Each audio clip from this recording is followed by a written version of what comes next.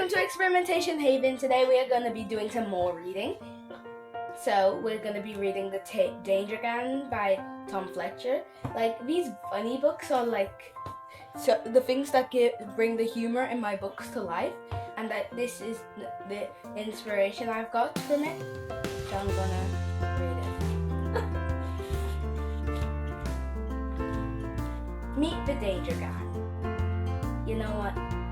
Frankie Brown, the hero of the tale, Eric Flipperson, who's a little dangerous when wet, Katie Speck, who's full of 90, Jamelia Pointer, who's braver than she thinks, Molly McClear, who's quiet but awesome, Susie Prune, who's got a lot of growing up to do, Charlie Campbell, who loves scary creatures, and Ronnie Nutbog, who's nice underneath it all.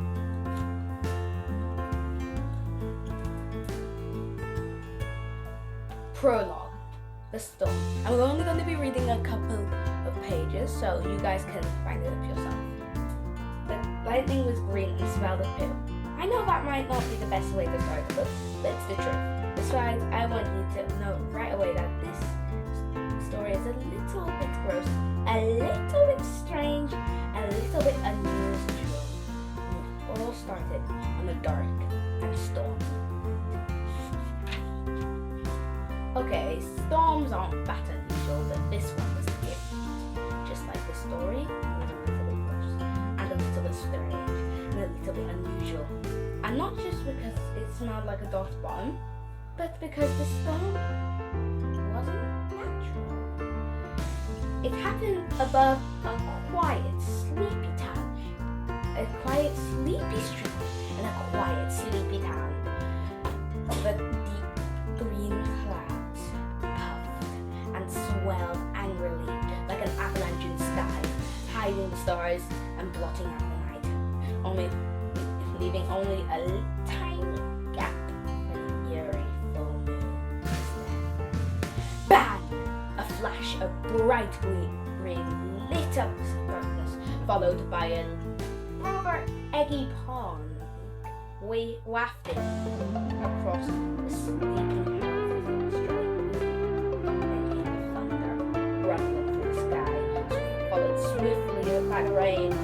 It poured down in buckets onto the rooftops and gardens, drenching the plants and soaking the socks of the people who had left their washing on the ground. But no one had expected this. Flash!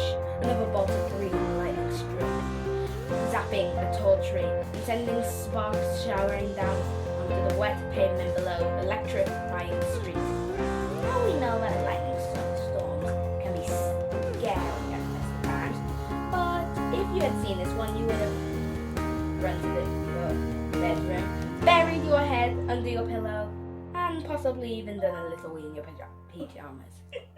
Don't believe me? Ask Frankie. He was there. He didn't see it in his pajamas, so at least he promises he didn't.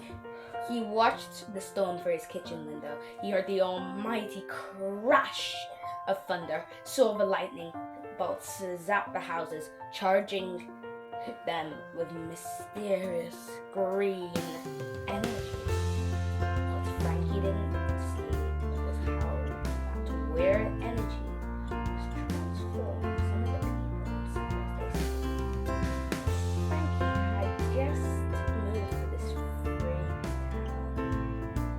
Oh yes, I forgot to say, that was its name. Freaky. You've never heard of it? Well, I can't say I'm surprised. People don't really like to talk about freaky. Gives folks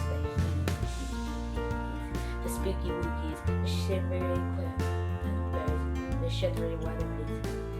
Okay, I might have made that last one up, but the long and short of it is that people feel a bit uneasy if you come from here. Why? Because weird things are known to happen in creepy. If you're wondering where this totally real, not made up place at all places, then I can tell you. It's just outside London. You can even get the metro on the tube if you want. it's 2 stops past Strange. And if you get to Bonkers, you've gone much too far. Freaky hasn't always been the way it is today. It used to be so unfreaky that you might have even gone as far to call it normal. The thing is, a book about a normal town would be as boring as watching paint dry. Brown paint! Brown paint on a wall that was already brown, but just a bit faded and needed retouching. A faded brown wall in the middle of a toilet of an accountant's office. No one would ever want to read a book about that. Wait, what was this book about again? Oh yes, Freaky. Well, I'm afraid to say that if it hadn't been for Frankie moving there, the situation might not have ended up so freaky. I'm not saying it was all his fault, but if Frankie hadn't asked his dad to order that delicious cheese on the night of the storm, things would have turned out. The stupidest thing of all, that he would have got away with it if he hadn't written the whole thing down. It's a bit of real life. If something ever goes wrong and you're to blame, don't write it down! You'll thank me for that one day. Remember I said that Frankie was new to Freaky?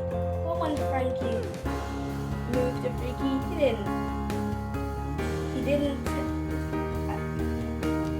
really mind leaving his old town behind. As far as he was concerned, a town was a town, a school was a school, and a park was a park. He'd have done all of those things in Freaky, but the one thing he wasn't going to have was his best friend Danica. So that's all I'm going to reveal today. Well, not reveal, like share today. Like, it's a really, really good book. You should really read it. It's not an advertisement, but you gotta read it so good. Especially the illustrations. So thank you, Tom Fletcher and Shane Beveridge, for writing and illustrating this book. So I'm going to go, and one thing I want to say is that if you subscribe and comment done, I will give you a shout out in the next one. So I'm gonna call it you guys think of a name and comment it. So bye.